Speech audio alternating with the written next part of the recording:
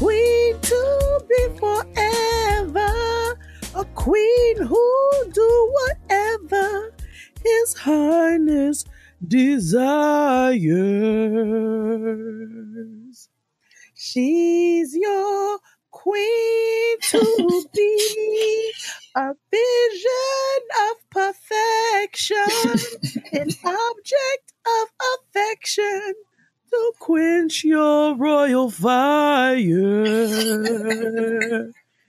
Completely free from infection. Yes, to be used at your discretion. Waiting only for your direction. To be used at your discretion. Yeah, that nigga came to sing. He did. Your queen to be. Yes. What is wrong with you? I don't know. Praise the Lord, niggas. Welcome back to another episode of Getting Grown with Jade and Keia, where we do ridiculous things. Like spend a whole minute singing She's Your Queen to Be. Welcome back. What up? This is episode, 61 of Getting Grown. We are here to talk about all things adulting, the good, the bad, the ugly, the tests, the trials, the twists, the turns, the triumphs, and the taxes of being an adult in the year of our Lord 2018. What's up, sis? What's happening? How are you? I am yet alive and making it to see another day. Speak my truth. Listen, doing the very best that I can. Speak my truth. How was your weekend?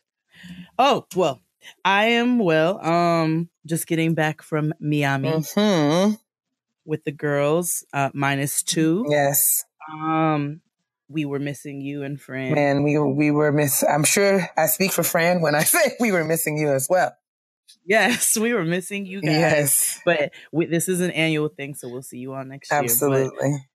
But, it was fun. You know, I love the lesbians. Those are my homegirls. And we had a blast at the white party, you know, when I was there for all of an hour. I saw you in your black. Oh, yes. So, no, the white party was there longer. I'm sorry. I meant the black party. Where was it? Wait, no. That was, or maybe that was just the party? I don't know. There was a lot of parties. I feel like it was a white party because everybody else had on white and you had on black. That there was a white party as well, and that happened because I just don't wear white like that. So, like I had on white sneakers. I was like, look, see, dress code. So I wasn't interested at all in wearing. I'm not mad because you know how I feel about a theme. I like to dress myself. I don't like to be told what I'm to wear, but I understand that niggas love a white party. They do, and it's fine. And some of y'all look. I loved my friends. They looked angelic. I kept calling them my angels. Crystal said that, of course, I'm the only one who's not saved, and it reflects in my outfit. So, it was a lot of that this weekend. Man. Good times. you know how me and her do, but it was a blast, and I had a really good time with my sisters. I miss my other sisters, but it was good. And now I have eyeballs and eyeballs and eyeballs of work coming up. Man. Oh, so for those listening, Makeover, sis. The first Makeover is this weekend, Saturday, the 26th. Your girl will be in the building all the weekends for the culture catering. We will be bringing Bike Our Caribbean nachos that y'all went crazy for last year. So make sure you RSVP. You can check them out at Makeover Cookout BK on Instagram, and it'll send you to the link. You can also check my Instagram, and it'll link you to them as well. So come out, come say hello. And then I will also be doing the Soul Scream Sundays at Our Wicked Lady, which Makeover also happens to be every Sunday for the most part throughout the summers, bringing you some fun soul food. Bookingtons. Give me $20. Give me $20. Okay. It ain't nothing. You got a cash out. Nah. How was your week? I'm very proud of you out here grinding and hustling and things of that nature. My weekend was necessary. I permitted myself to have, just a few days where I wasn't really required to do anything. I did I did the work that I did. The work that I did so at my leisure. So I allowed myself to sleep in. I woke up, I did get the laptop and I was, kind of tippity typing in the bed, but I did, as much as I wanted to do. And, I turned on some good old Lifetime movies. I just had a good, lazy Saturday, and a bit of me was regretting it this morning when I realized that I had, some things coming up this week work-wise, but it will get done. It will get done. I definitely, like this laundry and some of these other things that are around this house are not going anywhere. And I just, needed to take that time, take some of the pressure off myself and just kind of like have a weekend. Cause I worked really hard last week. Going to work early, staying late. It's a really, really busy season. Lots of deadlines, lots of events. I saw that you were the first one in your office and the last to leave days. On multiple days. But you got to do what you got to do. So I'm not complaining. I'm just learning and trying to tell myself that it is, I definitely feel greater responsibility to, be a better manager of my time and my energy and my resources, because, it's just like, it's pretty tough to burn the candle at both ends. So you have to find balance and find ways to work smarter and not, I don't like the term work smarter, not harder, because I feel like it's all hard work, but to be more, to make more efficient use of my time going forward. I got to start living like a boss. You know what I'm saying? You got to delegate. You have to prioritize. There are things that come with the territory. So, you got to learn when you got to make your sacrifices and, how to balance it all. So I am learning and you did that. I'm trying, sis. I'm really trying to learn important lessons and to grow, because I feel like I'm praying for big things. I'm asking the Lord to take this stuff to different levels. So it's only going to go up from here, and much is given, much is required. I'm just trying to be responsible. And I'm sleepy as Jax, but we going to be out here. You know what I'm saying? It's grind time. It's go time. We are. Certainly. But I'm glad that you guys had an awesome weekend. I'm really hoping and praying that the next time there's a girls trip, I'll be able to join you. I will be there. I will definitely be there. But yeah, we're going to have, it'll be fun. So let's get into the episode, shall we? Let's get into some trash. Ty, cue cleanup woman.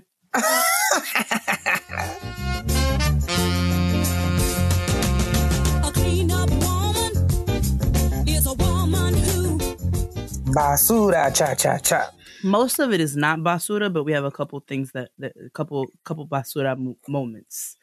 Okay. But the first one, for me, in my personal humble opinion, I hate when people say that.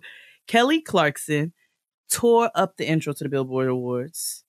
I missed it. What did she do? She did a medley of like other people's songs, but it was very. I'm gonna have to find it on the YouTube. That's what I did. I had to search for a couple minutes because they kept showing like 30 seconds or some shit like that. So I found like a 3 and change one that was the whole performance, and it was super cute. And then she also had the Billboard Awards wanted her to do a moment of silence for the Santa Fe shooting victims, but she instead said, "I want to do a moment of action," and she teared up, and she was like, "I just think our moment of silence is like it's dead, like it's not doing anything, and we need to take some kind of action." And she just spoke out, and I was super proud of her for doing that. I thought that was great. You know what I'm saying? I can get behind her. I like Kelly Clarkson. I like her a lot, actually. I hate her mouth when she sings, but I like her. She can blow, but I just the way she holds her mouth ever since American Idol, it has just irritated. But that's a petty peeve. That's fair, because I hate the way Jennifer Hudson holds her feet. Let me tell you something. I just want to tell her to stand up straight. I want to punch her in her knees so bad. Like, girl, fix your feet. Fix your feet together. These ugly feet. Your feet. Nobody, I know that she's seen herself on video and said, well, I'm standing like that. Yep. She's got to have seen it. I dead ass want to handcuff her ankles. Like, it's ugly aggravating. Feet. Ugly. Like, why you, I just feel like it's unnecessary. You don't have to stand that way. It may be comfortable for you. I don't know, man. And I feel bad. I know the people are going to tell me that I'm being an ableist. Maybe it's some sort of health condition. I'm sorry. It's not. I don't believe it is because she be standing up in a 6-inch pump, but them feet be ugly. They're ugly. Ugly feet. Disgracing the shoes. Fair. Disgracing. Just disgracing the shoes. Just disgrace. Total disgrace. But we don't have to linger. All right, next. Woo, that took me down. Okay. Ugly feet. Ugly. In honor of our opening song, The Royal Wedding, did you or did you not watch? Now, you know, I wasn't going to get up at 4 a.m. to watch somebody I know get married. Absolutely never. However, I knew that all of y'all would be eating, putting loads and loads and loads of videos and stuff on Twitter. So when I decided to roll over and check my phone, I saw it. Yes. Okay, my Instagram was literally replaying a live stream because all the videos together was like a live stream. We saw everybody come in. We saw everybody sit down. We saw all of the segments of the wedding. Like, I did. Okay, I will say Shariel, because y'all know she is extra and I love her. That's my guacamole girl. She got up to watch the royal wedding. So when I got up, she's sitting there and she's just immersed in her phone. I said, "What are you watching?" She was like, "The wedding." I said, "What wedding?" She said, she busted out. She's like, "Bitch, the royal wedding." I'm like, "Oh, that's today." I just don't care. I had no clue, but I am happy for them. You know, let's address something quickly because I have to stand up for my sis. Okay. And I also have to. Sometimes you have to fight who you are, not who you are on the inside, but like people who are of your kind. Okay. So my sis Keia here asked on Twitter. She said, "Does Meghan Markle?" I did not ask you to choose this. Identify. You didn't. I chose this. This is me. Does Meghan Markle identify as a Black woman? Or yes or no? Yes, I was curious. I was just curious because in my experience, in the videos that I've seen, and I will admit that I had not known much about Meghan Markle prior to any of this royal wedding hoopla. Like I didn't watch that show that she was on. I didn't know who she was. And I never did any Googles. I mean, you know. You asked a question. I asked a question because I honestly did not know. And so I just wanted some information. Right. And this brings me to my second petty peeve of the episode. Some people about to be upset, but I can't help it. I'm sorry. As a Black woman of a multicultural background, the tragic mulatto militia highly irritates me. Okay. Oh Lord. I don't like, it's annoying because we don't care. That's the thing. Like I identify as a Black woman. It's fine. I'm a Black woman. Everybody looks at me. They see a Black woman. I'm a Black woman. You know what I'm saying? That's me.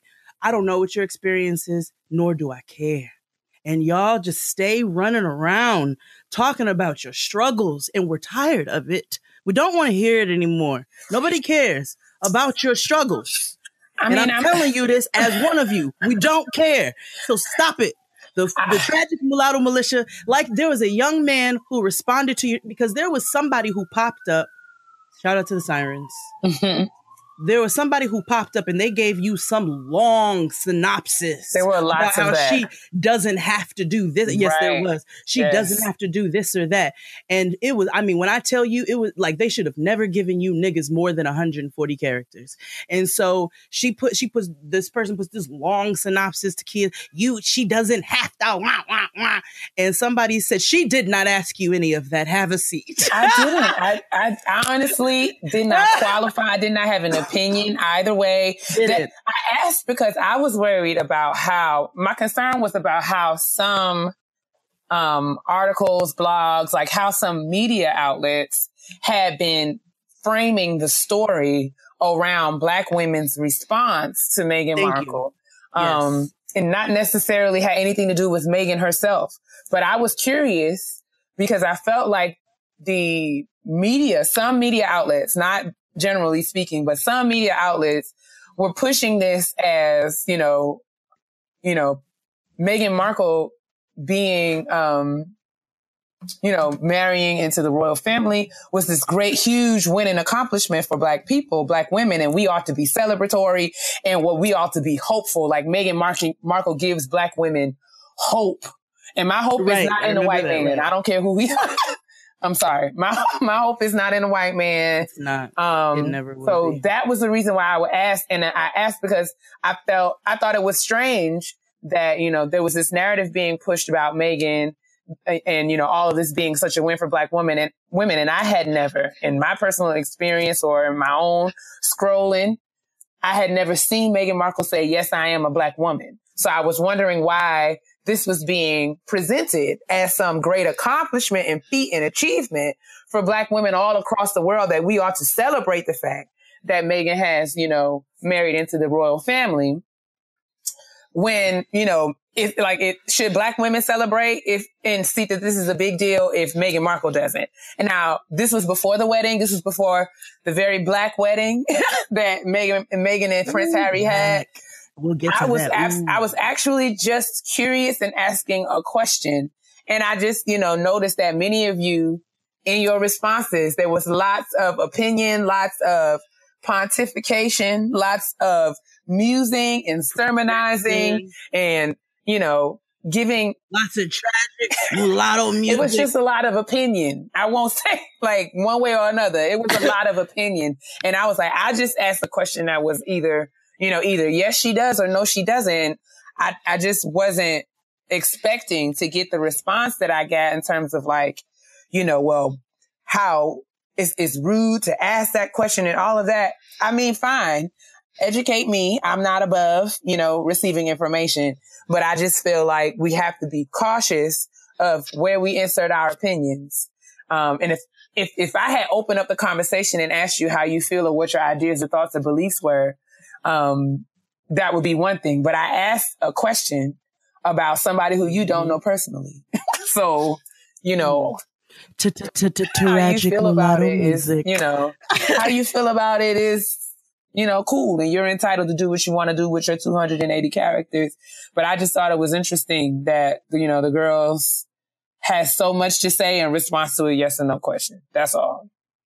So, I mean, unnecessary. It was unnecessary paragraphs for tweets. And I was done with it. I wanted to cuss everybody out, but I couldn't be on my Cardi B. So, shut up. Nobody cares. Anyway, so the royal wedding,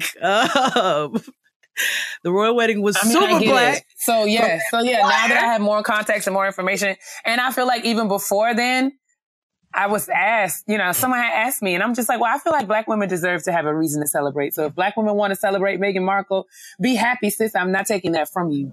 But I just really thought it was interesting that Meghan herself had never said as a Black woman, but that was to my knowledge. So if I'm wrong, I'm wrong. But I just thought it was interesting.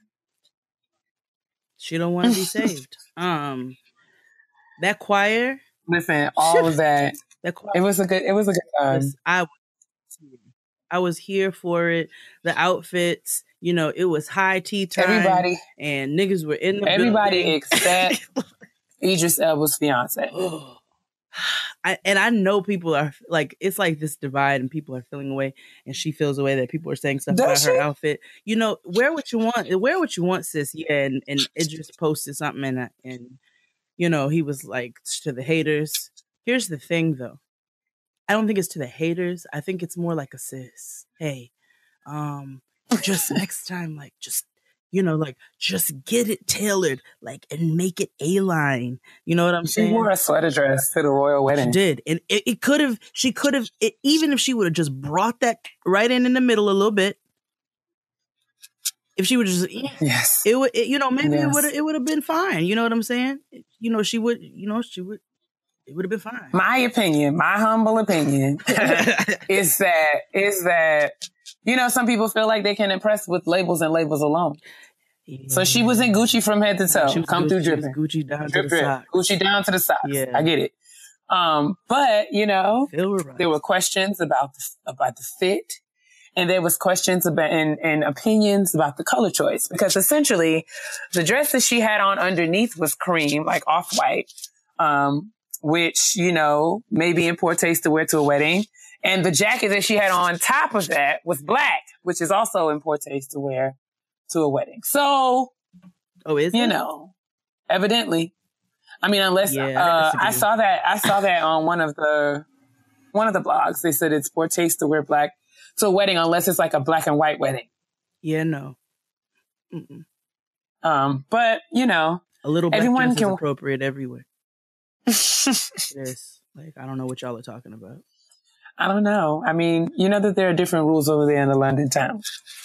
Yeah, we don't like their food is not good. But I've never been. I want to go though. But I do want to go. I think the music scene is amazing. Not super excited about the culinary world, but you know, prove me wrong. But the royal wedding was beautiful and she looked beautiful. Nobody asked you for your opinion, Katy Perry, so you can just shut up every time. Katy Perry? Oh, she was hating from outside the club, talking about basically saying the same thing I just said, but I'm better than her. What about Idris Elba? Meghan Markle could have gotten her dress tailored more. Girl, she would have done one more fitting. But that's the bride and nobody asked you, so fuck out of here. Well, since when is Katy Perry out here being Andre Leon Talley? Get out of my face. Like, bye. Nobody cares what you have to say. Nobody. Bye. So nobody cares. And probably nobody cares about what I have to say about Idris's fiance's outfit, but lots of people are saying what I'm saying, so it's fine. But Katy Perry can shut up forever. Agreed. Non-trash, Lena Waithe is going to be honored at the MTV Movie Awards for Trailblazer of the Year. Yes. She deserves. I love her so much. I'm in full endorsement of that. I'm super in support of that. So I just want to make sure that was shouted out. Also, in more Black excellence, James Carey Marshall's painting sold for $21.1 million. Oh, yes, it did. Puffy bought it. Janice's son. Janice's boy. Yeah. That's right. Your gold wig queen. Listen, the queen of 613. Platinum. That's 613. Mount Vernon in the house. That's it. Westchester County, stand up. Highest price ever paid for a living Black person's artwork. I love it. We kept it right in the family. Kept it right in the family. And I had the super pleasure of going to James Carey Marshall's exhibit in Los Angeles last year. And when I tell you, sis, that was literally the best exhibit I've ever been to in my life. Like, I felt that one. I loved it from head to toe. So, from the rooter to the tutor, it was the best that I was fully engaged. And I don't think I've ever been engaged in an exhibit the way that I was in his. This actually made me laugh. Mm-hmm. A white girl was brought up on stage at a Kendrick Lamar concert. Oh God, help us. She was a fan who was supposed to rap the lyrics to Good Kid, Mad City, or Mad City. Good. I can't remember what the song is called, but she said, "Nigga." I knew it. And she got booed. She should have got punched in the face. Oh, did I say that out loud? I'm sorry. I know. Forgive me. I'm sorry. And then Kendrick stopped her. He was like, whoa. He was like, you can rap this, but you have to bleep out one word. Like, he tried to handle it gracefully. Me, I'm a different type of person, but he handled it gracefully. And then he just finally cut the song off because she was ruining it. I mean, she was literally dragging it through the trash. Bless her heart. And then she was booed, and rightfully so. She should have been escorted off the premises. She should have been. She should not have been allowed to enjoy the remainder of the performance. Yikes, man. Black people are still barbecuing in Oakland after that white woman hater lost. And I hope they do every day the Lord sends. Do you hear me? I want there to be round the clock. There ought to be a black man with some coals on a grill and some chicken. They're around the clock. Potato salad and some Shasta. I feel like there ought to be a 24-hour marathon barbecue in that same spot for the rest of the summer. Yeah. Absolutely. I want to hear Back That Thing Up. I mean, repeat. Like, I think there should be an army of niggas out there every day. Nuck if you buck every single day. So I just find that absolutely exhilarating. It makes me happy from the inside out. And my coworker came this morning. He was like, my homeboy had a barbecue at that park in Oakland this weekend. I was activism. Like, yes. Total activism. That's just like the mariachi band that was outside of that lawyer's Yes. Oh my God. I mean, when I tell you masses, I just love when people congregate or to be petty to be petty with a purpose. It's just, my God. It's the best. I feel like it's my kind of living. Work. Like, you're just like, oh, okay. When I tell you they was out there in full force, large number, out there with guacamole and all manner of tortilla chips. Tacos, like just out there singing and well into the night. I got my life. I love how so many people, like, that man don't even realize how he ruined himself. Everything his whole life has been destroyed. And like, you about to be that's how the Lord, listen, you can't just play around with stuff like that and think the God is not going, their vengeance is his. You will reap what you sow. When I tell you the New York State Bar Association dropped that quick, we don't know her. We don't know her either because the Bronx Borough president went to file a grievance with the New York Bar Association after the very, disgusting inflammatory comments that man made. And the New York Bar Association was like, oh, he's not barred. We don't know that girl. So now, I'm sure that there are repercussions for him practicing in a state where he's not barred. So let the cards fall where they may. I cannot wait. Like, his life is literally crumbling before his eyes. His neighbors, I thought they'd be pissed, but his neighbor was on the news and actually was like, I'm so glad he's getting what he's owed. And it was a white man. He was like, oh, he deserves. Like, I'm so happy this is happening right now. Totally. I fully endorse it. I pray. My life. And then last, we're going to end the trash with actual trash. Oh, Lord, help us. We never discussed the This Is America video, and we don't have to. We can, it spoke for itself. It spoke for itself. You know what I'm saying? Shout out to the choreographer of the video. I think she's adorable.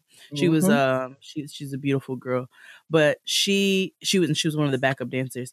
But in fake feminism news, because I cannot get behind that. I cannot get behind you all using feminism in improper text. This white girl decided that she was going to take This Is America and remix it. Take it away, sis.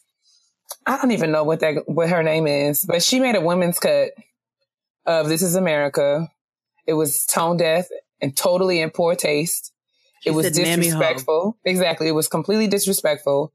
And just another example of how art and messaging can be co-opted. You know what I'm saying? Like, co-opted by, people who have and wield their power and privilege recklessly. Like, I just felt ways about it because I just felt like it was a distraction. And if she really respected Childish Gambino's work and the message and what he was trying to say, if she really had respect for it, she would know to keep her trap shut, because what she did was make it about her. Yep. This wasn't about women, because I'm a woman and I'm a self-identified feminist, and that shit is whack. I just feel like feminism has always and often excluded the perspectives and the voices of people of color. And I fully acknowledge that there is gender privilege and patriarchy in this country that, has had serious implications for how, society exists and functions.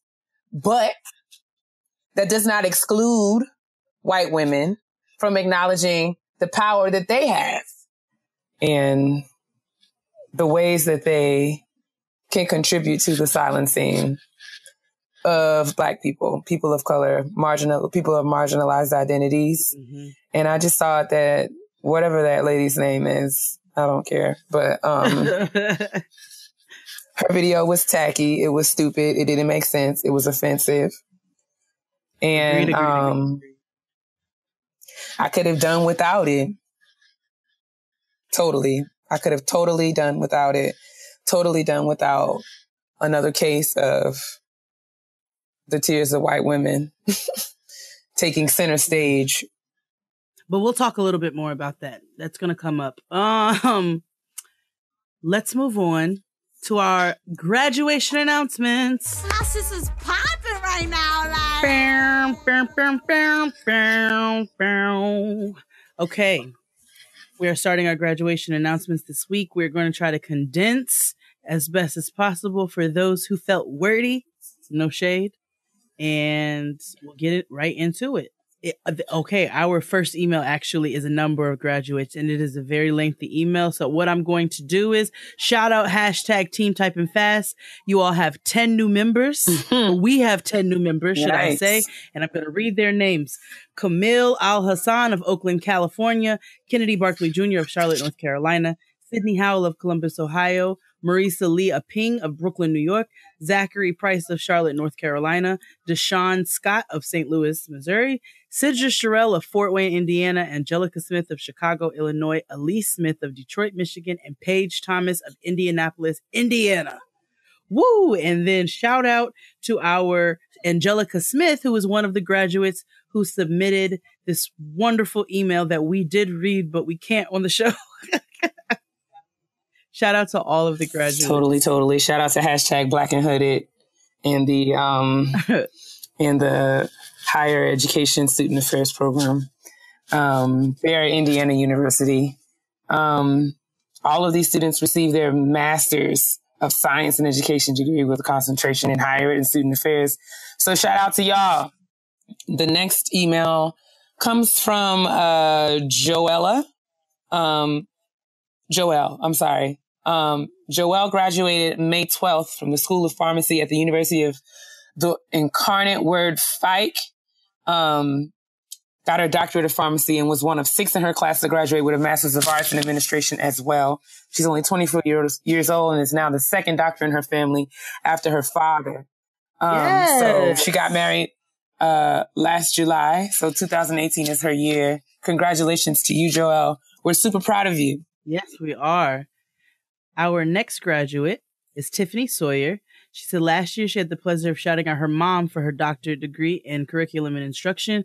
But this year she's excited to shout out her baby sister, Jordan Michelle Sawyer, for graduating with her Bachelor of Arts degree in political science from North Carolina Central University.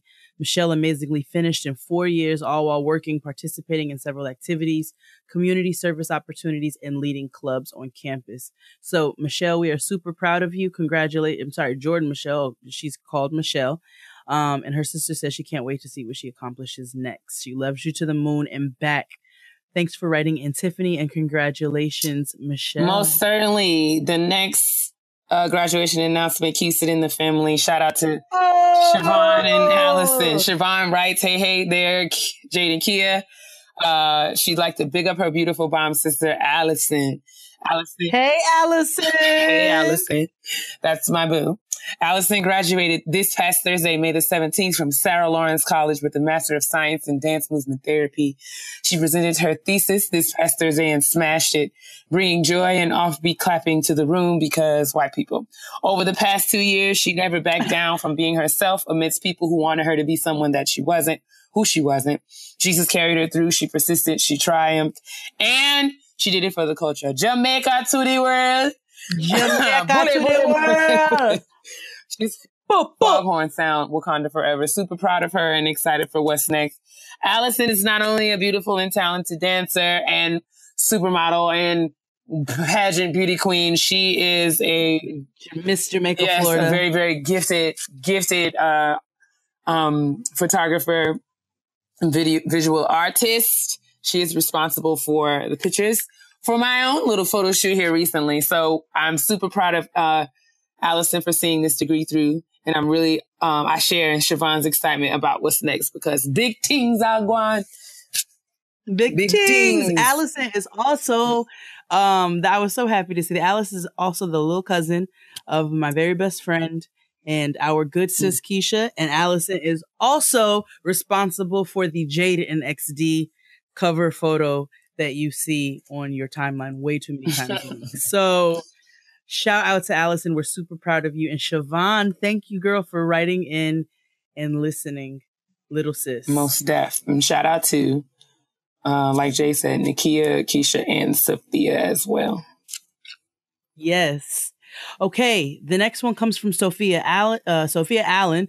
She says that she wants to give a graduation shout out to two of her amazing friends, Dr. Johanna D. Williams, her beautiful and amazing friend in person in general, just graduated from Howard University with her PhD. She is now a psychologist. She's dealt with quite a bit.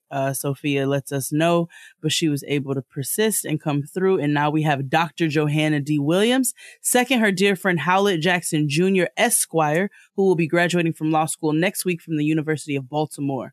He also passed the bar exam on his first attempt. Shout out to you.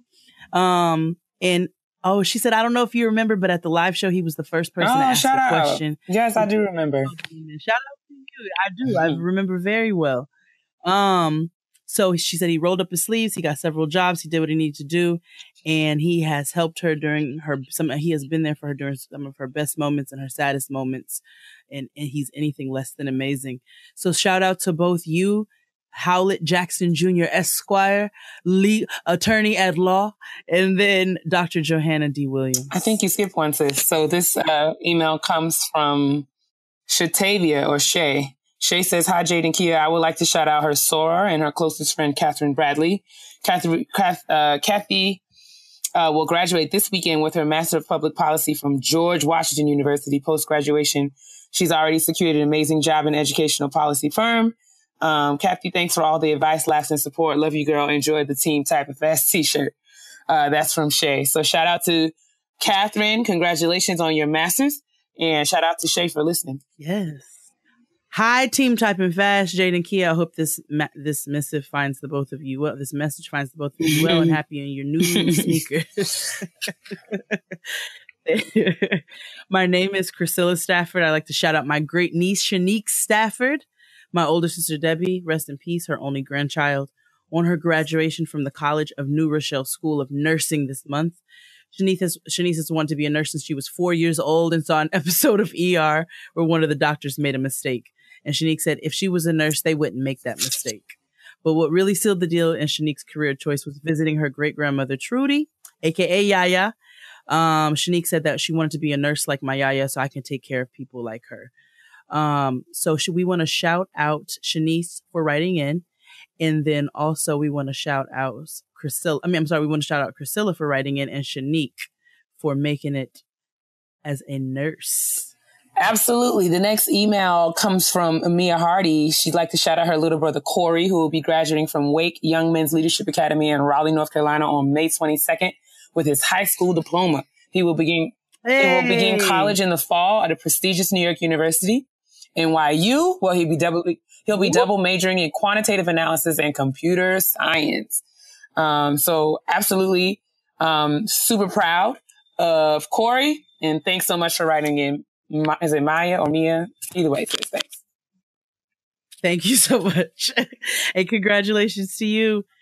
The next one comes from Miriam. Praise the Lord, niggas. I'll keep this short and cute because I'm fully aware that all of the graduation announcements are flooding your inbox.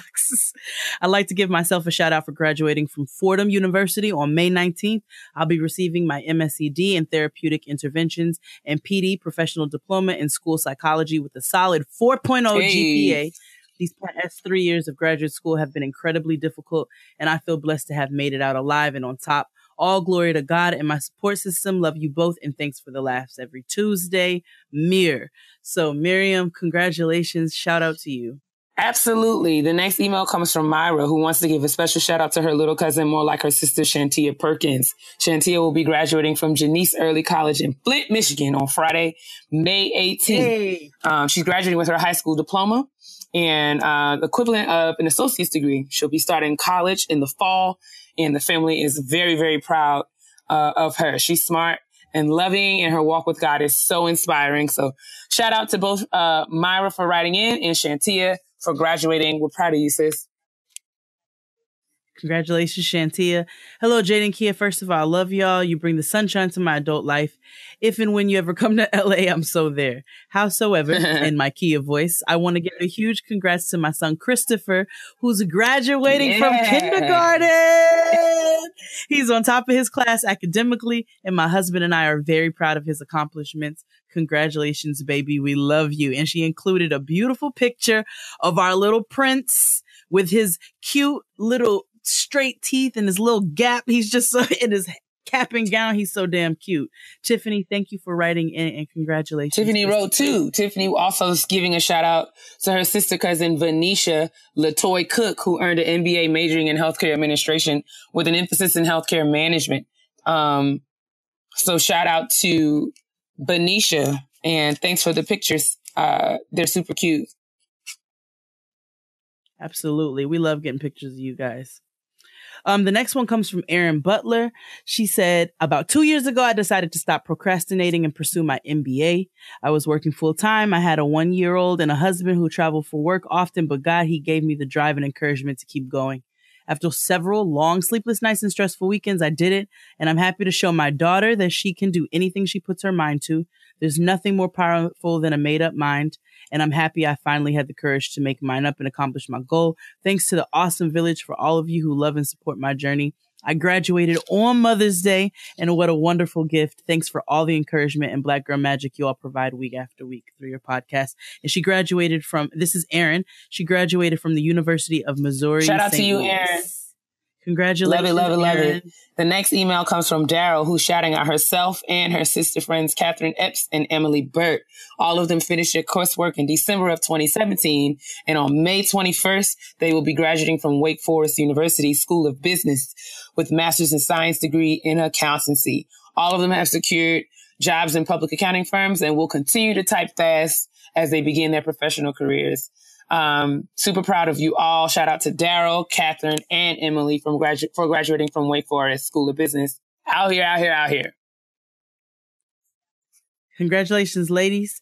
The next one comes from Chris Hill. He wants to shout out his younger brother, Shelton Hill, who graduated from Piedmont College on May 5th with a bachelor's degree in music. He's been awarded a scholarship and an assistantship to the University of Idaho to complete a Master of Music with a concentration in flute performance. My fellow flutist. Bitch, I'm a flutist. Please. Shout out to you, Chris, for writing in and supporting, and shout out to you, Shelton. Congratulations. I cannot wait to see you do it for us. Absolutely. The next email comes from Famata, who was a recent graduate at Georgetown University in the Masters of Professional Studies in Technology Management.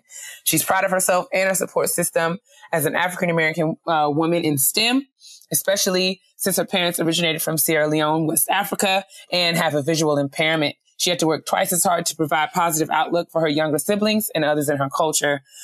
She has aspirations to show young girls and women out there that you can excel in any male-dominated field and take over. Shout out to you, Famata. We're really proud of you. Thanks for sending the awesome pictures. You look amazing. Gorgeous. Congratulations, and all the best to you in the future. The next one comes from Tashira. Praise the Lord, niggas. My name is Tashira. I'd like to shout out a few of my friends who have recently graduated. Shout out to Natasha Smith for graduating from Morgan State University on May 17th, and Kayla Ballard and Octavia Smith for graduating from the University of Maryland, Baltimore on May 18th. Each of these three ladies completed the Advanced Standing Program, which allowed them to graduate with a Master's of Social Work in just 1 year. Additional shout out to Octavia because she graduated with a cumulative I cannot talk today. GPA of 4.0. I'm beyond proud of each of them, and I will forever be grateful to have had the privilege to meet them during my undergrad experience. They kept me all the way together while on the road to the BSW. Although I'm the only member of our quartet who hasn't moved on to pursue a master's degree yet, I couldn't help but celebrate these ladies and their accomplishments. Congratulations to you all. The field is lucky to have you. Thanks for writing into Shira, and congratulations to you, Natasha, Kayla, and Octavia. Congratulations, ladies. The next email comes from Lily Bell. Lily Bell says, good day, Jade and Keia. Lilybell is finally giving herself a shout out for graduating after 7 years from the University of South Florida, St. Petersburg. In December 2017, she earned a Bachelor's of Science in Biomedical Biology with a minor in Biophysics. She's the first in her family to graduate not only from high school, but college. She also wants to shout out her little cousin, Leslie Morales, who was the first to graduate from high school in her family. She graduated on May the 16th from Lakewood High School. Both of these ladies are first generation Mexican-American women, and they're making their ways for their families and future offspring. Also showing those racist pigs that we're not all useless drug dealers or rapists. Keep doing what you do. Peace, love, and blessings. Thanks so much for listening. Shout out to you, Lilybell, and your cousin, Leslie. Awesome work. Lilybell, prima. My prima. The next one comes from Brandolyn Franks. She says, "Dear sweet cousins, I want to give a shout out to my sis, Dr. Tracy Lowe of Team She Did That, who just received her PhD. I know how you feel, girl. Educational Leadership and Policy from the University of Texas at Austin on May 19th. Awesome. Tracy's dissertation explored the activism of Black graduate school women, and she's currently being courted by 2 editors for chapter submissions. My sis is popping right now. So congratulations to you, Dr. Tracy Lowe, and thank you, Brandolyn, for writing in. Love it, love it, love it. The next email comes from Jelly. Jelly wants to give a shout out to her little cousin, Naraya, who will be graduating from the 8th grade this June. Hey. She has not had it easy and has worked super hard to get where she is. So we're just going to show her a little love. Jelly says, "I love you, Nunu, and whatever high school has in store, I have every faith that we're going to get through it." Shout out to Naraya. Shout out to Jelly. Thanks for encouraging your little cousin. We're encouraging you too, sis. Yes, we are. Shout out to you. Nunu is what they call her. No Aaron. So shout out to you, sis. You're gonna be just fine in high school. The next one is a request. It says, "Keia, please sing this in your most church-going, singing voice." No. Okay, great. She asked for a praise the Lord. Niggas, Keia said a hearty no. Praise the Lord. Hey! Praise the Lord. He's worthy. We just got to get through these good announcements. Ain't no time for musicalities. Please carry on. Carry on. Hey, Keia, Jade, I want to first say how much I love the podcast, how it's gotten me through countless hours at my internship this past semester. I'd like to shout out an amazing lady, Jasmine Coley, because she's overcome a lot of trials and tribulations through her matriculation at Winston-Salem University, and she's proud of her because she got her degree on May 18th in the year of our Lord 2018, receiving her bachelor's in healthcare management. And to top it all off, I was just a seat away from her. My price also went all the way up on that glorious day. I too received my bachelor's in healthcare management and will be starting grad school in the fall at WSSU. Clapping these papers together, typing fast on this old rusting laptop. Same. God knows your girl needs a new one. Same. To get my master's in healthcare administration. Oh yes, she's crowning. I'm so happy to have a strong friend and that she became a part of TeamTypingFast with me. And you can say my name, Shania. Okay, here we go. Shania Smith. And she included some beautiful pictures and all of her. Ooh, yes, I saw. Go ahead, Shania. Out here. So I'm going to move on to Kenneth Taylor, who is graduating. This announcement is a little bit late, but he wanted everything to be in one shout out. He's going to shout out first himself. He graduated in May with his second master's from Tennessee State University. This is a master's in social work. He'll be continuing his education journey as he was accepted into Howard University School of Social Work PhD program in the fall. TeamTypingFast. Likes to shout out his best friend, Eric Lynn Copeland, who's also graduating from California State University at Northridge this past week with a master's degree. Eric was on season 13 of The Voice. Continues to enhance his musical talents and through it all, graduate with his master's. So shout out to both Kenneth and Eric for completing their degrees. Excited about what's coming next for you guys. Congratulations, fellas. The next one comes from Michelle Coleman. Hey, Keia and Jade, to God be the glory. I just wanted to give you all a follow-up on my daughter, Maya, who graduated high school in 3 years. Maya ended up graduating with a GPA of 3.74, summa cum laude, National Honor Society, top 20%, and Mu Alpha Theta, the highest honor of mathematics. I've included a picture of Maya in her robe, and I made sure to steam it before her graduation. We love y'all and have an amazing week. Congratulations, Maya You did that. Sure did. Your next email comes from Desiree, who's first and foremost says, praise the Lord, niggas. She graduated on May the 19th with a Master's of Public Administration for National University in San Diego, California. It hasn't been an easy road for her. She has an amazing 15-month-old daughter, and she's enlisted in the U.S. Navy. Her husband, who was also in the Navy, was deployed for more than half of her program, but she made it. She included several pictures of her and her little one, so we're super proud of what you've been able to accomplish, and we only know that the best is yet to come, sis. Keep striving. Come on, Cap.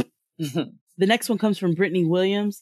She says, hey, Jade and Keia, thank you so much for an amazing podcast. My name is Brittany Williams. I graduated from the University of Virginia School of Law, number 8 law school in the United States. Yesterday, on May 20th, I feel so extremely blessed and grateful. I'm 24 years old. I went straight through the University of Virginia from undergrad and have been in school since pre-K 3. I hope this is the last time I am a student. That's fine. I will be going into big law after passing the bar, claiming it. All right. Shout out to you, Brittany. And Brittany also wanted to shout out Charlottesville. She was in Charlottesville, and she said that her and her friends who are all Black law school graduates of UVA Law School in Charlottesville all came out resilient, and they made a video to Nice for What because of the Nazis who were playing in our face in Kia's voice. That's it. And so they included the video, which is super cute. So we'll make sure to post that link in the description box so you guys can check that out. So shout out to you, Brittany, and shout out to all of the law students. Love it, love it, love it. The next email comes from Lauren, who is shouting out her friends and their amazing accomplishments. On May 12th, her sister Kyla graduated from Xavier University of Louisiana with a Bachelor's of Science in Biology. She had minors in chemistry and psychology. On May the 12th, her dear friend Lauren graduated from Columbia University with a Master of Science in Strategic Communication. And on May 18th, her cousin graduated from the New School with a Master's of Science in Strategic Design. Lauren just wanted to, give you guys a shout out, and she appreciates us doing these announcements every week. Why? We Absolutely. love it. It's our pleasure and honor. Without question. Our next one comes from Gabriel. Gabriel says, hey, Jade and Keia, first of all, praise the Lord, niggas. Y'all are everything. Been listening since day one. Shout out to you. I just wanted to give a shout out to my little brother, Caleb. On May 18th, he graduated from high school and will be attending FAMU. Hey. I'm so proud of him. Love y'all, Gabriel. So Gabriel included some pictures of Caleb in his red cap and gown. And he said, Keia, I tried not to have him out here wrinkled, but he got dressed at his friend's house and just flung it somewhere. Also, y'all need to have a show in Tampa. I'm speaking it into existence. Amazing. We're working on it. Anyway, last but certainly not least, this last email comes from B Holiday, who's giving a shout out to herself, who graduated with a Bachelor's of Arts in English Literature and a minor in Communications from Fayetteville State University in Fayetteville, North Carolina. She never would have finished. 10-year class reunion is this weekend and wanted to have her degree by then. She was able to reach that goal. Super proud of herself because she almost lost the desire to want to finish the degree, but she persevered and saw it through. So shout out to you, sis. Thank you so much for writing in. We're super proud of you. We're super proud of all of our graduates. Thank you guys for your patience and bearing with us. We know that it is a lengthy segment, but we believe that it's super important for everybody to have their little moment in the spotlight. Sorry to those of you who have written lengthy emails that we've had to truncate in the interest of time. We have read them in their entireties, but to keep the episodes from being 5 hours long, we try to be parsimonious in our selections of which emails to read, which language from the email to read. Parsimony is important. Look it up if you know what I'm talking about. Oh, I'm sorry. I have one more shout out that I'd like to do that is not in the email. Shout out to Gloria, who braided my hair at the Magic Fingers Studio Salon on Church Avenue. Gloria, you can book her, and you can also tell her I sent you. She did my straight backs for me. They're clean. The parts are straight. But Gloria just got her master's degree. She came over. She's from Nigeria, I believe. I think I got that completely wrong, actually. She's not from Nigeria.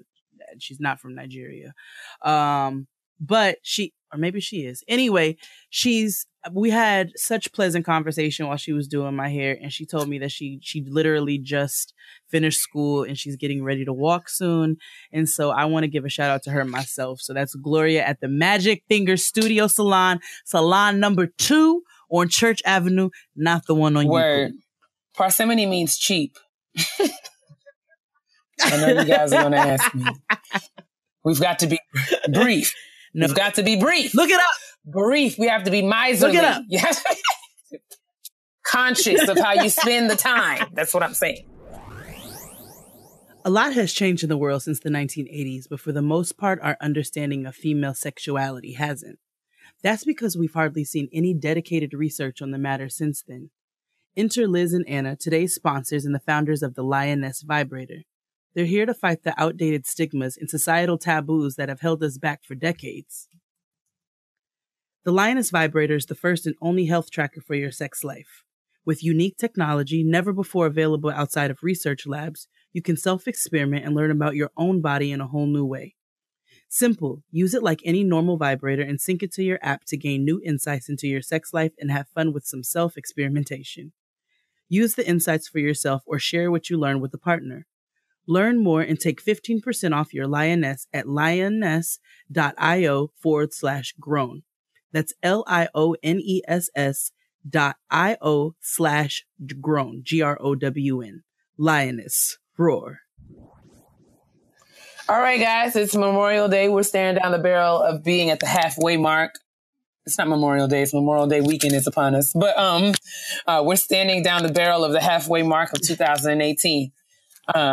As such, our very first episode of the year was all about goals and setting SMART goals that are specific, measurable, attainable. What's the R? Oh, yes, the R. The R is... I don't know. R something in time sensitive or time bound. I can't remember. But anyway. Retainable. The R is retainable. Retainable? Yeah, so it's... Okay, so SMART goals. Specific, measurable, attainable, or achievable. It's been written 2 ways. Retainable and then that don't time. Seem like right. But okay. Yeah, so... relevant, reasonable. Oh, no idea. But no idea. Not my business. Anyway, the point is, we're gonna get ourselves together at some point. But yeah, we set these goals, even though I can't remember the SMART framework. But we did set goals at the start of the year. 3 things we said that we wanted to accomplish. And we encouraged you all to set SMART goals as well. We thought at the halfway point in the year, it would make sense for us to check back in to see how we were progressing toward achieving the goals. So we're going to be kind of brief around the kitchen table tonight. But again, just wanted to check in and do some accountability, hold ourselves accountable. So sis, you remember your 3 goals? I do. My goals were my cooking show. They were they were the cooking show. They were... I remember yours more than I remember mine. So yes, it was the live show and it was the dopest dinner party, expanding that and being more organized. Those were my main goals. All right. So, I mean, let's just talk about progress in terms of, So I am pleased to announce that I have secured a location for the cooking show. Nice. Production for that will begin next month. So you guys stay tuned for lots of announcements from me. We talked about as far as our getting grown goals, expanding and doing a live show. We did a live show. Did. So we don't want to cross that off the list, but we were able to achieve that goal, and now we can expand. So that's that. The dopest dinner party. I said we wanted to do it in other locations. We did our Los Angeles party, and we will do more of those. But also, I'm working on a Jade of all Jades tour. So organization for that has begun.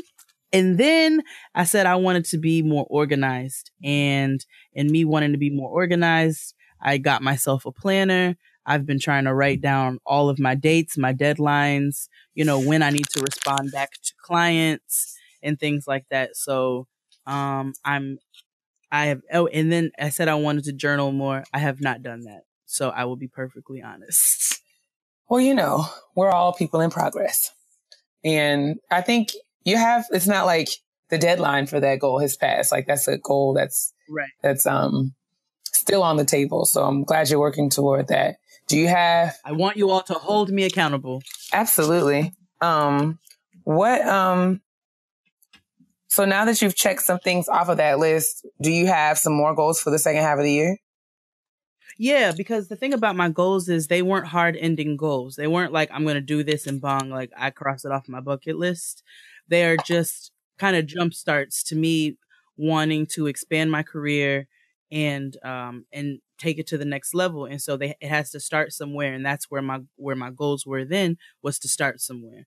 And so now my goals are to continue, not to procrastinate, and to make sure that I see the projects that I'm working on through completion, and seeing how big we can take this thing. Love it, love it, love it. Those are not at all specific. Oh, okay. So my specific goal, you're absolutely right. Smart framework. You're absolutely right. So now my immediate goals are, I am changing, I believe, the logo and the site for Jade of All Jades. My video content, I really, really, really need that to push through very soon. So that is what I'm working on right now. I am writing recipes for the show. I have secured my production, and I'm just trying to get everything organized that it takes to, because it's a lot of little details that go into organizing an entire cooking show. So that, down from scheduling to props to location. And so I just want to line all of those little logistics up in the next couple of weeks. So I'm working on that. That is one of my immediate goals. And then also scheduling, our next live show. True.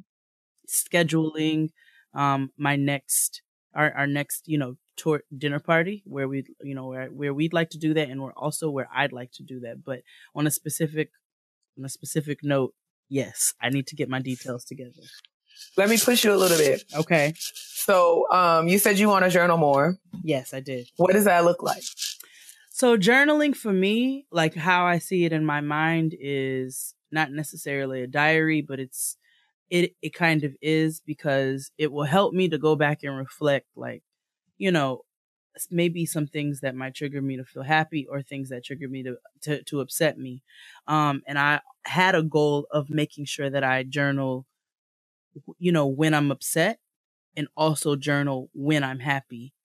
Because I want to reflect on both moments so that I can try to get to, a place of balance. Not saying that I'm like losing my mind or anything, but you know what I mean? Like, be healthy mentally and emotionally. Right. So, that was my goal, was that, in those moments where I'm feeling good, I want to write that down. And in those moments where I'm feeling super shitty, I want to write that down too, so I can go back and reflect. But I have not done that. But like, in terms of like a practice, like, is it like I want to write in a journal 3 days a week? Is it that I want to write every other day? Is it that I want to write once a week? Like, what's a measurable way? I want to write it. I want to write it all. But I think if I start small, like if I write once a week, maybe once a week where I'm feeling really happy, and once a week where I might have a moment. I take those two opportunities and I put them there, and I let those be my 2 entries for the week. All right. And then I can get to a place where, when I feel it, when I want to do it, I do it. So, but I think if I start somewhere, it'll help me to be more consistent with it. So where are you going to start? I'm going to start, what are we? It's Tuesday. I'm going to start this today. So next week. So wait, when you say... Wait, did you say once a week or once a month? Or did you give it time? I said once. Okay, so next episode, I'm going to ask you if you journaled. All right. Okay. And I'm going to... Okay, bet. So, are you done? I am finished. Fantastic. That's good though. I mean, I think it's good. You check some things off. That's got to feel amazing. And that's got to give you some encouragement to build on that momentum to keep pushing towards completing the next phase of, working toward the production of the cooking show and the dinner party tour and getting grown stuff, all of that, right? It's happening. It's happening. Happening. Your turn. My turn. So my 3 goals that I talked about in the hashtag goals episode on January 2nd was, I wanted to do another Typing Fast and Taking Care event in another city. Because that was right on the heels of the December event that we had at the end of last year. So to that, should I just read them all and then talk about progress, or should I just go one by one? What do you think? However you want to do it. Okay, so as far as completing that goal, I do know that I will have a Typing Fast and Taking Care event in the next 3 months. I do know that event will be in another city, and I do know what that city is. Mm-hmm. So nothing, ain't no contracts or nothing been signed. So I don't want to, announce anything prematurely. But I've had a series of meetings over the last couple of weeks. I've reached out to, different connects that I have as far as securing sponsorship, hopefully. And so I am moving toward being able to complete, the planning and execution of another Typing Fast and Taking Care event within, before the close of the summer is what I'm shooting for. So I'm really excited about that. Me too. Cause, I'm really excited about that. And what's been most encouraging, as a little brief tangent, is that I feel like I'm getting more comfortable in talking about it and describing it such that, people connect with it quickly. And I think I've kind of framed it in a way that really highlights the significance of what I'm trying to do in a way that people can kind of, sign up for, like, oh yeah, I see that. Like, I see the need. I see what you're trying to do. And I feel like that's a good thing. And that's something that I have been working on because, it shouldn't take you 20 minutes to explain what you're doing. Like, you have to be able to kind of do so succinctly. You got to have an elevator pitch down so that when somebody asks you what's this, you can move, you can kind of state it, get what you need from who you need it. So yeah, I feel good about that. Team Typing Fast is definitely growing as a brand. We've had a successful t-shirt campaign. I have 2 more t-shirts that I'm hoping to release in the next hopefully one will be released this week, and then I'll hopefully get the other one out the following week. I'm super excited about them. The concepts, I work with an awesome graphic designer and really brought to life what was in my heart and mind. So I'm hoping that you guys connect with it. I gave a little tiny sneak peek on Instagram stories this weekend. So if you got into that, good for you. But yeah, hopefully we'll have like a full on launch for that soon. So Team Typing Fast is growing as a brand. Also secured a web designer, and a web designer will hopefully be pushed out by the close of summer as well. So we're moving. Team Typing Fast is totally a thing. I'm really excited, and I'm feeling like I'm totally and completely working towards that goal that I set for myself at the start of the year, which actually feels really, really good. The second goal that I had at the episode was, I have manuscripts based on my dissertation work that I wanted to submit for publication. Those are still very much a thing. And I have a plan. So I haven't submitted anything yet, because things at work and life have been crazy, but I have absolutely set up time during the summer to devote to writing and revising and getting things ready. And I'm really excited, because I've not only just, made these goals and plans for the summer for myself, but I have some accountability partners. I'm going to be working with some of my good scholar sisters and brothers throughout the summer. I'm going to a writing retreat in August with some other beautiful, brown, brilliant people. We're all going to get together for Manuscripts and Mimosa 2018. That's the name of and we will be just luxuriating in all of the scholarship. Everyone, we're going to have like spreadsheets and goals that we're going to write. It's going to be amazing. And I'm really excited about writing in academic community because I feel like that's going to push me to get these manuscripts out. I'm super proud of you. I need to get them out. I've got to get them out. So I'm trying to have at least 3. My goal is to have at least 3 things submitted this year. All right. If I can get 3 submitted, but not at the same time, correct? Hopefully. So I'm hoping that I can have at least I have 3 things that are pretty much written. It's just a matter of tightening them up and getting them ready. Not at the same time, not at the same time, the same day, but I hope to by December to say that I have submitted. I don't know if they all get published. All of them might get rejected, but my goal is to have 3 things submitted. So that's what I'm working on. Any of my other TeamTypingFast academics out there that are also working on things, whether it be book chapters, whether it be proposals, papers, white papers, journal articles, whatever you're doing, send me a tweet, use a hashtag. Let's keep each other accountable and working on these things together. We got to do it. We got to do it. You got to get it out. Have to. Got to get it out. That's amazing. I'm really excited. So I'm hoping. Okay. Question for you when it comes to that goal. All right. That you have to tighten up a couple of things before you submit. Yes. So when do you plan to do that? So my goal, the writing retreat is going to be held in the first weekend in August. My goal is to have done a hard read and revise of all 3 manuscripts so that I can at least know what heavy lifting I need to do by the writing retreat. So that way I'll be able to set measurable goals for the writing retreat. So I can say, I need to work on this section. I need to do this. I need to do that. So I do have a little system in place. What my plan is, okay, so in terms of measurable. So in order for me to do that, that means between now and August, I have 1 month. June, July. So yeah, I can do, I can 1.5 in each month. So I'll try to complete 1 in both June and July. And, at least to have 2 of them completely done before August. That way I'll have my marching orders, and know what I'm doing. So I hope that answers your question. That was kind of loosey-goosey and all over the place. So by the end of June, yes, I'm going to check in with you. Yes, indeed. And I'm going to ask you. Yes, please do that. How far along you are in editing your manuscript. Oh, totally. I will totally. I need that. I need that reminder. And you guys can ask me to tweet me. Yes. The third and final goal that I had this year was I wanted to do more speaking. I wanted to be more comfortable having to speak publicly, and I wanted to grow as a public speaker because I feel like, I fumble over my words and I say, and I pause and I get all jumbled up and rambled.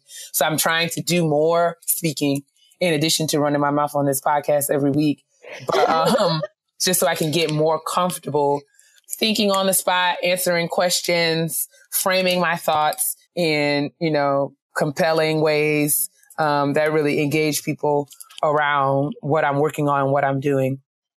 So, I have been more vocal at work about my desire to have more of these opportunities in professional spaces. And as such, I have been doing more, not necessarily public speaking, but participating in more kind of research symposia, different meetings. I'm facilitating a panel discussion at a meeting this week. I'm doing the online facilitator for this panel of scholars. It's all about cross disciplinary collaboration and the different barriers that exist among the disciplines, that impede our efforts to do interdisciplinary things. So I'm excited about that.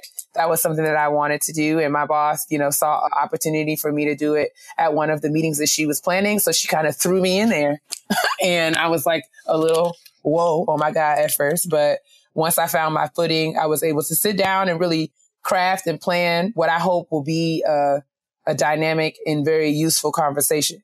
So I'm excited. And I can't announce anything because contracts have not been signed, but I have 2 potential opportunities to speak at conferences this summer. And, as a workshop presenter, and I'm excited about those. I'm a little scared to death, because, both of these, one is kind of a statewide, larger kind of conference. The other one is a more of a national stage. So I don't know what I'm doing, but I'm trying to get out here. Hopefully I don't make a fool of myself. Hopefully I don't make a fool of myself.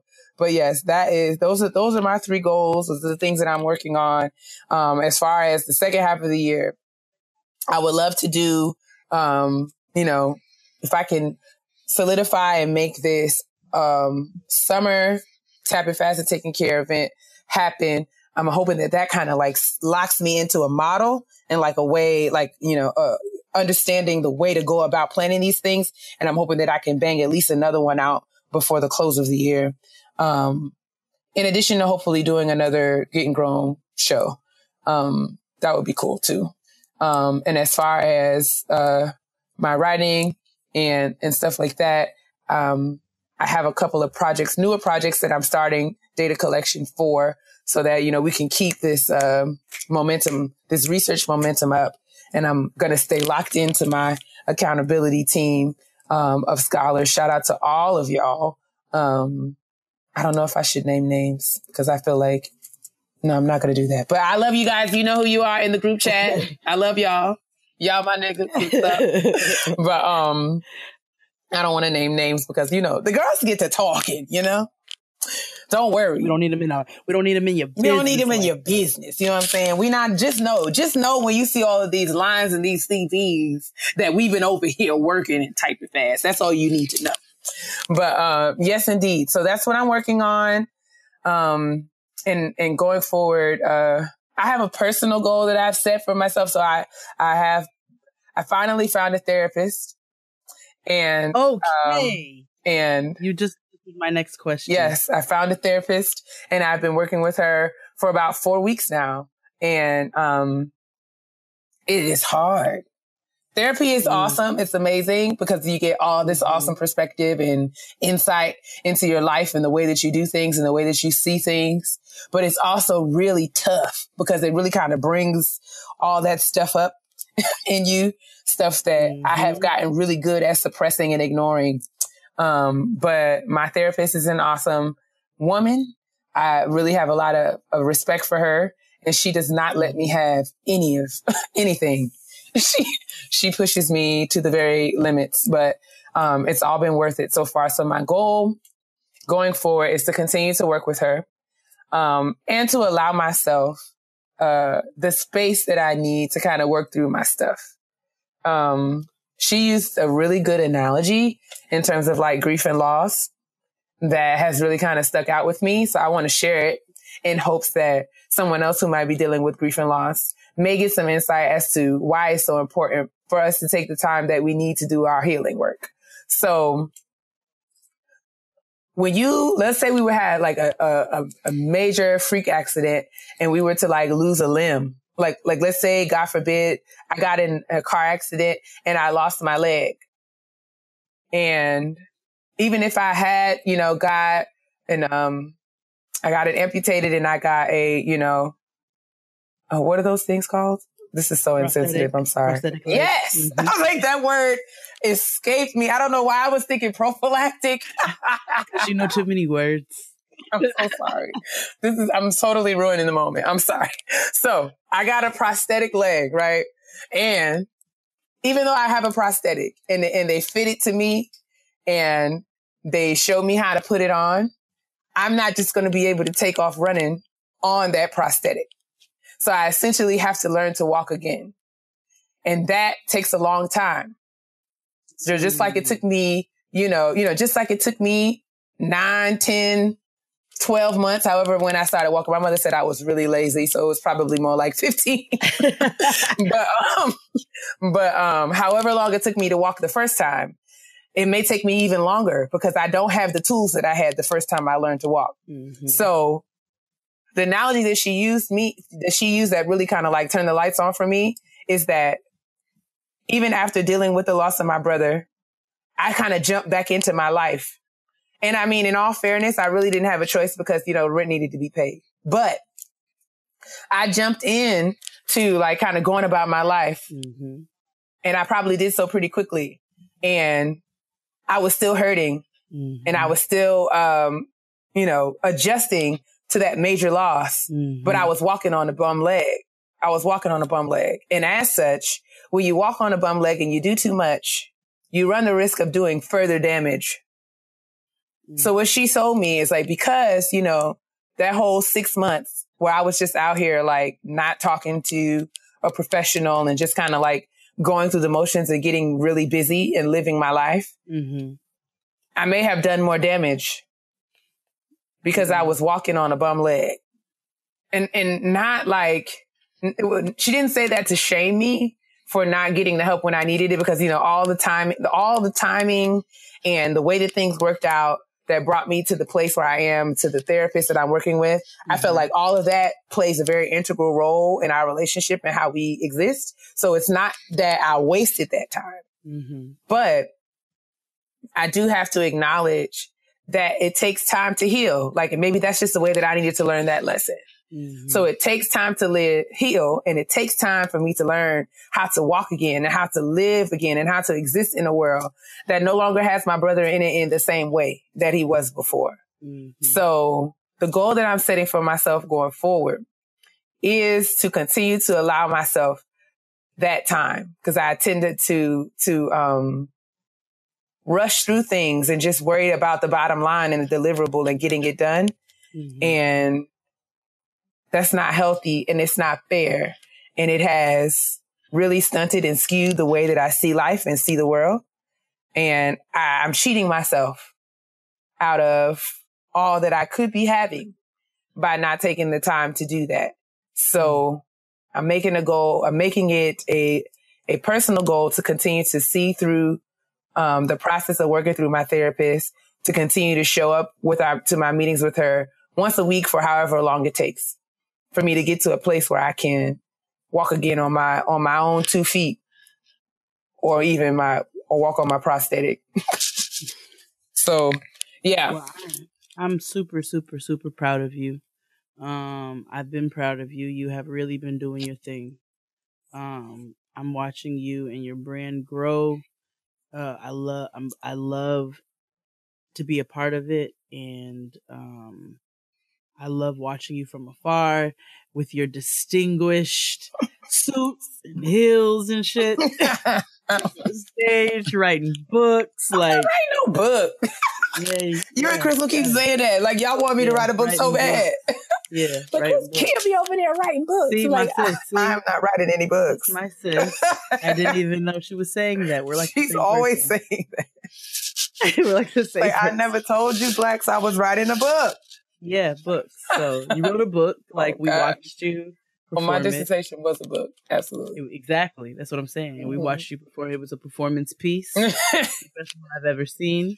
And so, but I am very proud of you and all of the steps that you've taken. I'm proud of you and your professional world, and all that you're doing. I cannot wait to see your brand. Your brand is spreading like a grease fire. And I think it's just beautiful to watch. No, I feel the same way about you and all of the blow up situation that's going on your end. You know, things are really moving. You kind of securing this Makeover gig is big time. And I'm proud of you, for you doing that. And the dinner parties are happening. Everything is moving and coming together. And I know that these are things that you've been working toward for a long time. So I'm going to continue to keep praying for you and supporting you in any way I know how to be supportive. I will continue to eat all of the food that you prepare. And, and yeah, I just know that however I can be supportive to you, continue to do that. I'm going to continue to push you. I hope that you'll continue to push me. Absolutely. We will build on, you know, our own respective fronts, but we will also come together and continue to hopefully build Gettin Grown so that it will continue to grow and be, you know, just as amazing as, it's turned out to be. Thus far, I'm really, really grateful to all of you guys who reach out and let us know that you're listening and putting up with our foolishness, the technical difficulties, and all of our, you know, nights where we're tired and grumpy. We really appreciate you guys for connecting with what we're trying to do. There are lots of podcasts out there who are talking about all kinds of things, and everybody has that right because there's space on the internet for all of us to do our thing. But, you know, I really am appreciative that you guys connect with what we're doing because it's something that's been important to us for a long time. So it means good. It feels good. Sorry. For, to get that validation that you guys are picking up what we putting down. That's right. Yeah. My favorite expression ever. Okay. I say it all the time. Absolutely. Yeah, we really do appreciate you guys. So we're going to continue to hold each other accountable, hold ourselves accountable. You all hold us accountable. Yeah, man. I'm proud of you on a personal level as well, sis, I've seen you in your highs and I've seen you in your lows. And, same. You're really doing it. You're doing the work. You're the second friend of mine to talk about therapy. And I have been toying with therapy for quite some time. So we have to make sure that we keep ourselves accountable emotionally as well. And it's important. And I think maybe that's something that we can have an episode about in the future about the benefits, kind of like frequently asked questions as it comes to like finding a therapist, and maybe we can find a therapist that would come on the show and hopefully, share some insight. Yeah. And some knowledge and some information and resources for people. So yeah, that's something that we definitely want to do. And we're excited about possibilities for that. I'm proud of you as well, sis. Thank you so much.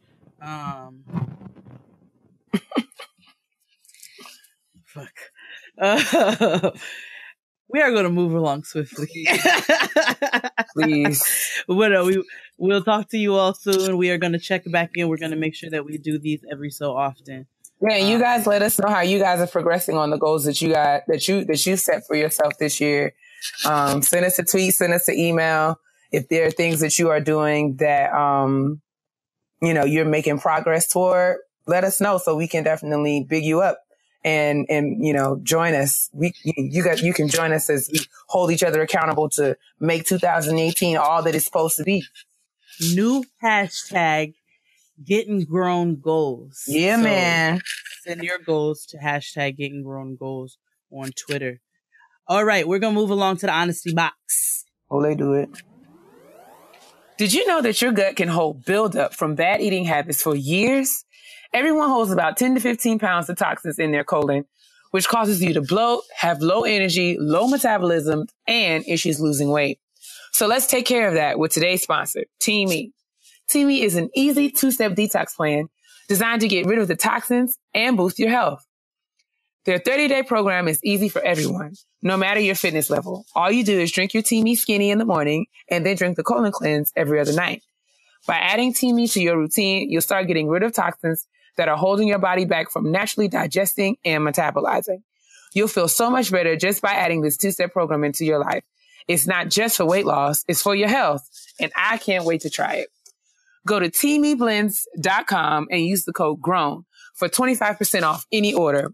That's teameblends, teamiblends.com and enter the code GROWN for 25% off any order. Honestly?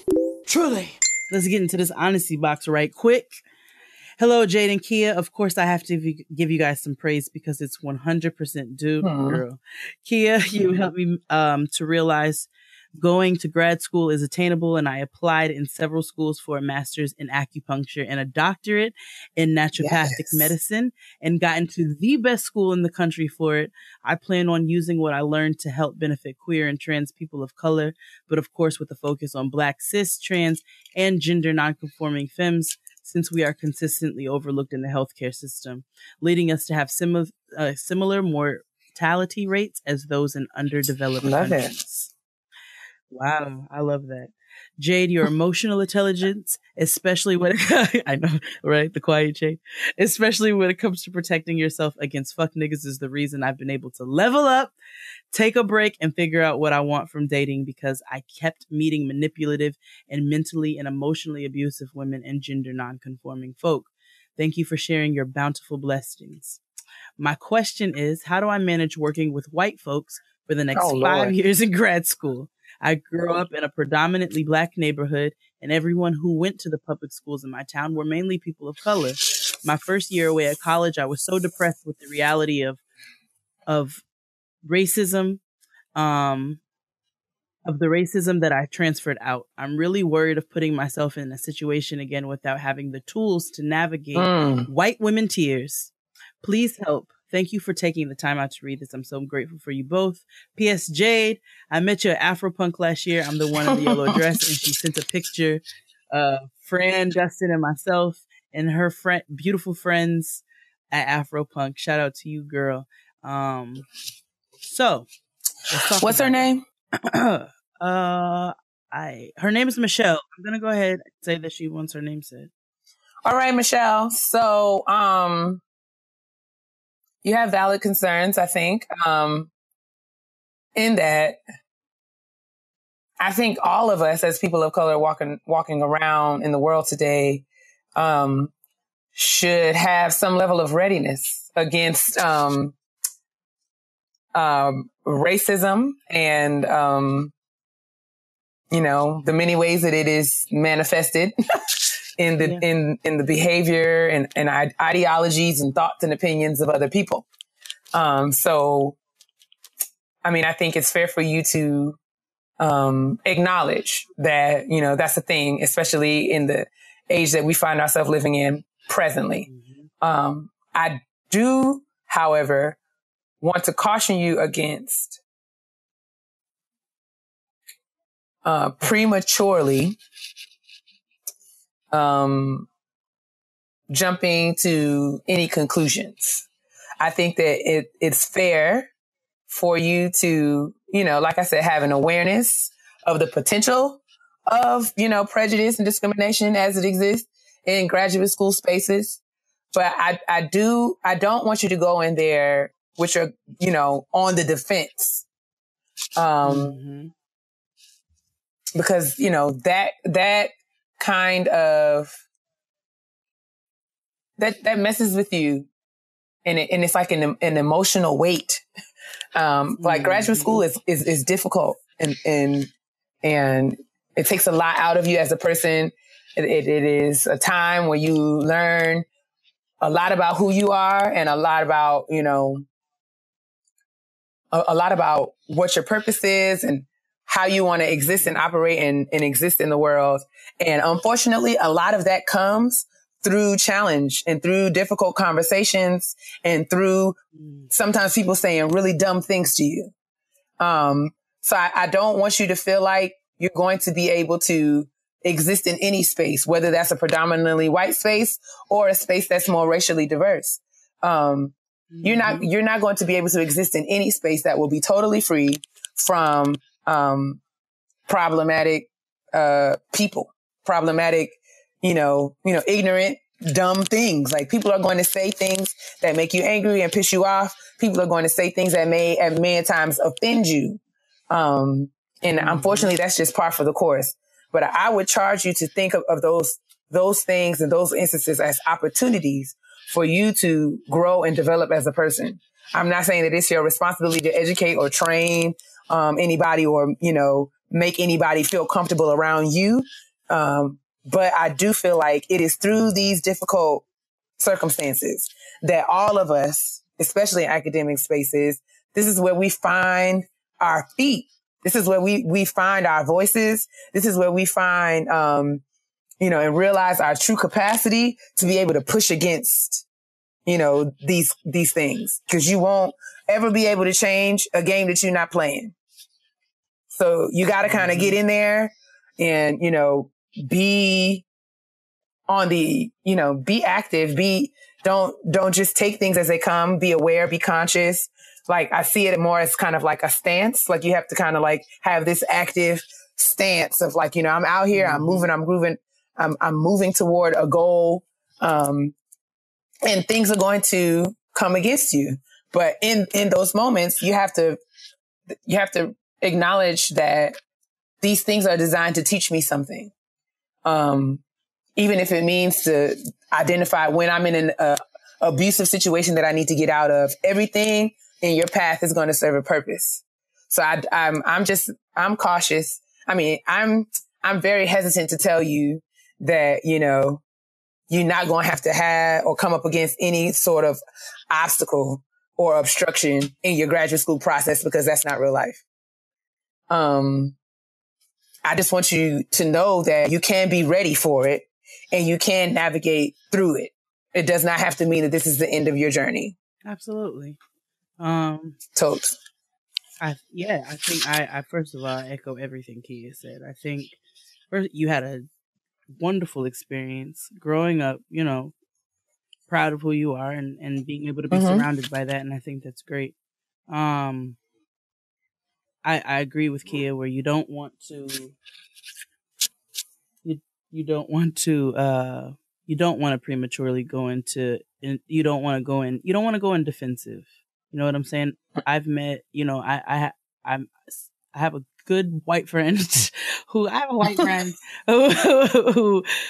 met at work, and we've worked together in 3 different companies at this point. And now, I'll do catering gigs for her, and we work together in that capacity. She helped me with my wedding, like just a number of things. And so, you don't want to go in the defense because you don't want to prejudge people.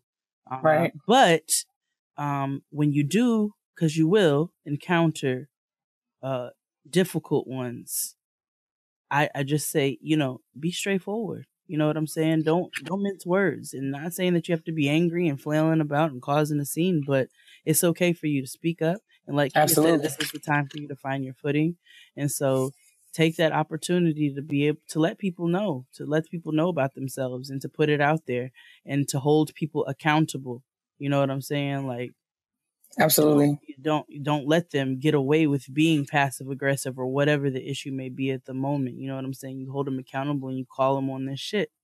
So yes, our voices like ours have been absent in these spaces for far too long. Absolutely. And that's why they are so resistant to change. So just focus on making your voice heard. You know what I'm saying? Focus on finding your footing and what you want to do and who you want to be known as and who you want to be and all of that. Like, find that and focus on that and don't worry about that other stuff. You know what I'm saying? Address it as it comes, but don't focus on that. Don't let that be where you place your eyes, because there's so many other important things that you need to be working on. Yes. Be clear about what you're doing this for, because that is literally going to be the only thing that's going to sustain you when it gets hard. Absolutely. But I'm totally confident that you're going to go forth and be great.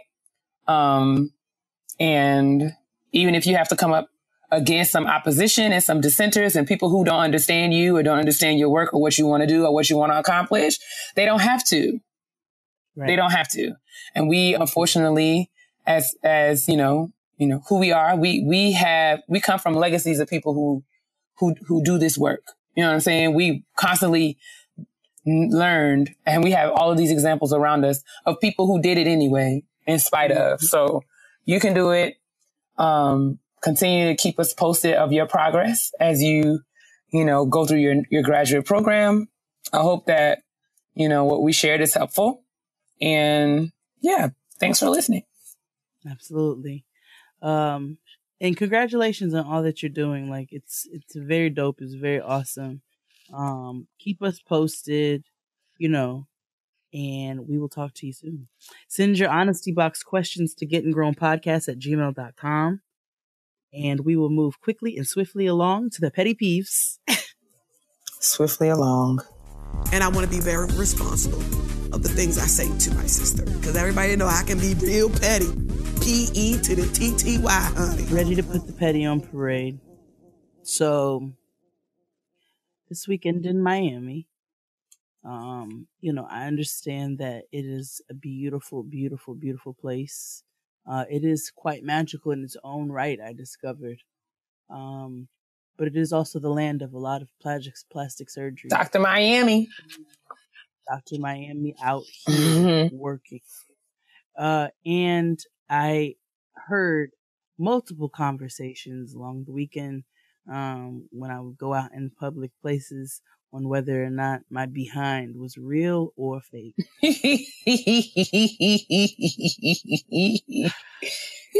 I also, this brings me to, so it's like a double fold type of situation.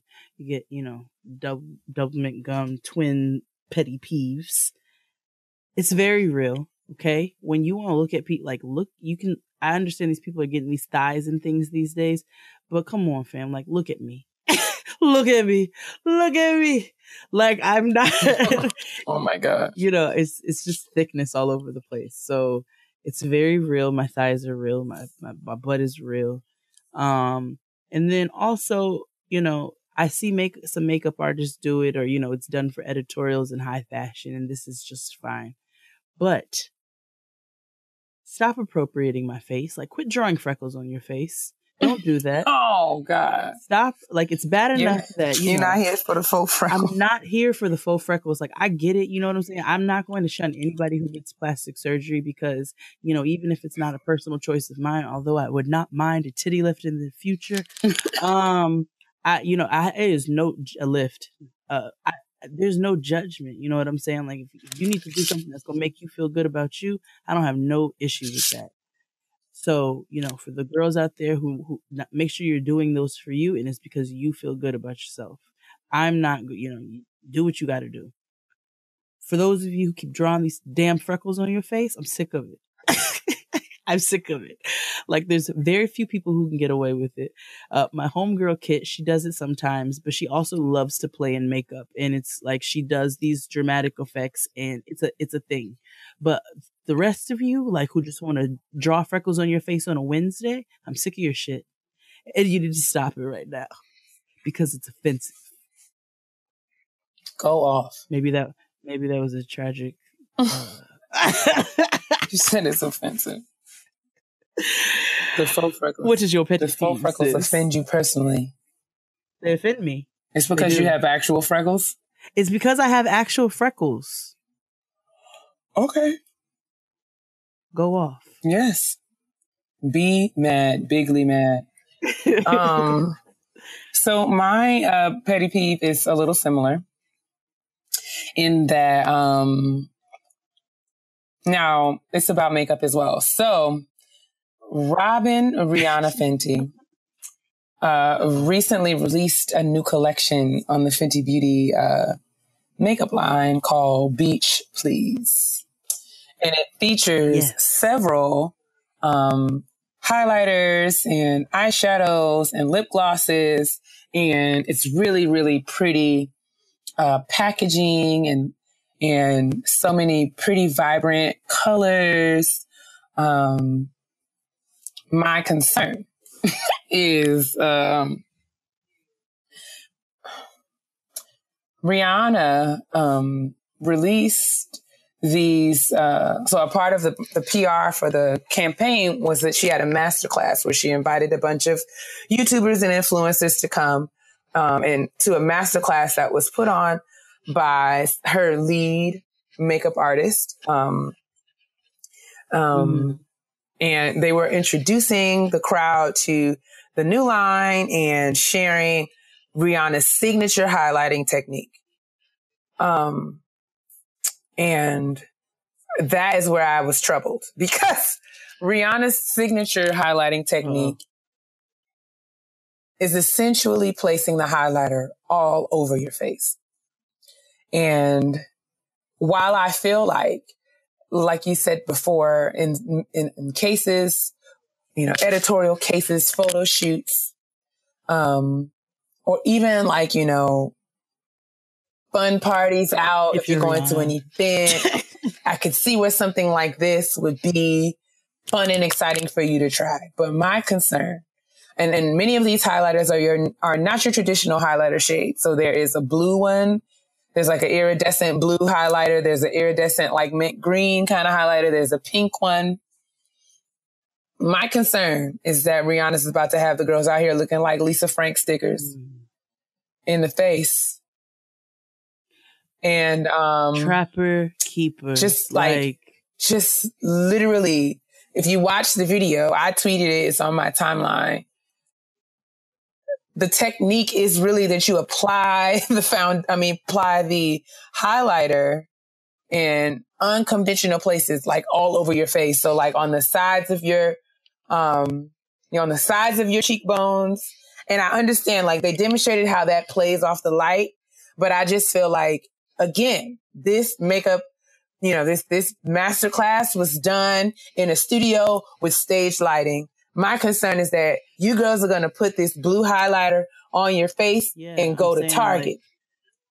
And you're going to go to Old Navy and you're going to be out here just living your day-to-day lives on the 6 train looking like My Little Pony. Be glowing in the middle of Big Lots. Like, it just is not a... I'm troubled. Can't do that. I am overwhelmed. When I tell you that the makeup artist literally put the highlighter on the girl's ear. I've seen that. Turned her head to the side and put the highlighter all on her ear. Now, I understand that in cases of photos and under certain lighting with the right filter for selfies, it'll give you a good picture. But I'm saying the girls cannot go work in the call center. With a green ear. With a green ear. You can't do that. Like the practicality of it. You cannot show up to fight your traffic ticket in court with this orange just all over your face like that. This is the issue with visibility. Famous people just need to be famous and quiet. Like, they just need to, it just needs to be it. We don't need no tutorials. I just feel like you are literally getting ready to ruin somebody's life who works at Burlington Coat Factory. And they are going to be in there looking quite foolish like a Christmas ornament because you decided you want to teach them how to highlight their face with teal. Yes. Like how many CPAs, how many registered nurses are going to be on the floor? Yo. With highlighter going up and down the center of their face, literally their whole nose, literally out here like glowing like a light bulb. The girls be baptizing themselves. If I'm in the triage and the girl is taking my vitals with like fluorescent yellow highlighter all over her face, I'm going off. I'm gonna fight. I want y'all to be. I just want y'all to be cautious and mindful. Mindful is the word. I want you to be mindful of, the fact that there are there's a time and a place for certain things. Yeah. And there's going to be a time and a place for you to take this magenta highlighter and put it all over your face. And just think about that. Just really, really, really think that through. If you're going to lay out on the beach, fine. Yeah. Totally fine. Go forth. But if you're going to Burger King,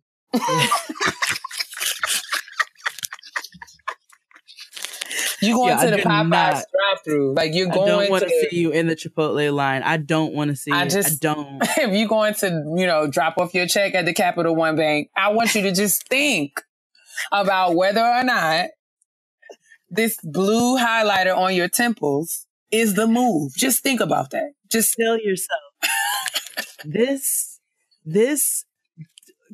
quarter. I don't even know what color this lavender go to the highlighter. Listen, lavender highlighter is not appropriate to wear to the bodega. Tell yourself. If you're going to the club, have a good time. Go nuts, sis. Go nuts. Go to the club. But if you're going to CVS to get your prescription, and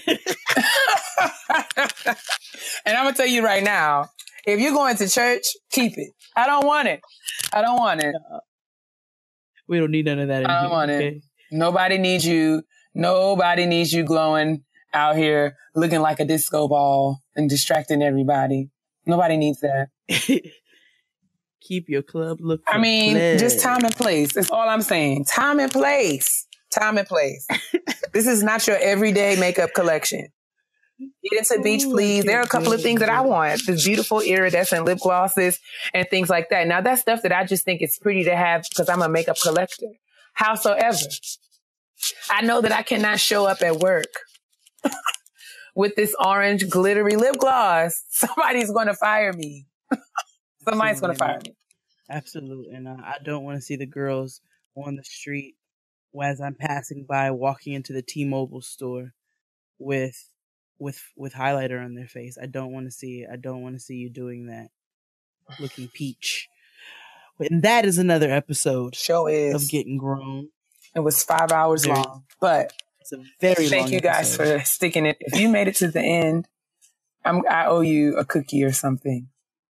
Thank you so much for your time and your patience and for putting up with us. We really appreciate it. Yeah. Yes. Pop my butt, pop, pop my butt. Oh, I'm sorry. Oh, no. Oh, God. I watched... Why would you do that? Because I watched Rhonda this weekend. I watched Rhonda offer her very terrible advice. Rhonda is entertaining, and I will forever watch, because even down amongst all of the foolishness, I believe that there is some kernel of truth to some of the things, not all, but some of the things that she says. Now, her approaches are crazy, and when you do, and harmful, and when you do, like Monique said, when you do clownery. I'll go to fight you. But listen, I mean, I agree that many of her approaches are completely ridiculous. They're problematic. Absolutely. In every way. But I do feel like underneath it all, there is some kernel of truth. It's just absolutely articulated and expressed incorrectly. But do you think Sojourner? Like, I felt like I saw way deep down, I saw where she was going with that. But to have Hazel E read those god-awful lyrics in front of pictures of our forefathers and mothers. Four mothers. Like, Harriet Tubman does not deserve, like, she has served our people. Why would you even subject her to that? But that's neither here nor there. And I definitely am not taking you niggas to freedom. So, anyway, whatever. Drink your water. Yeah, man. Moisturize and mind your business. Why, sis?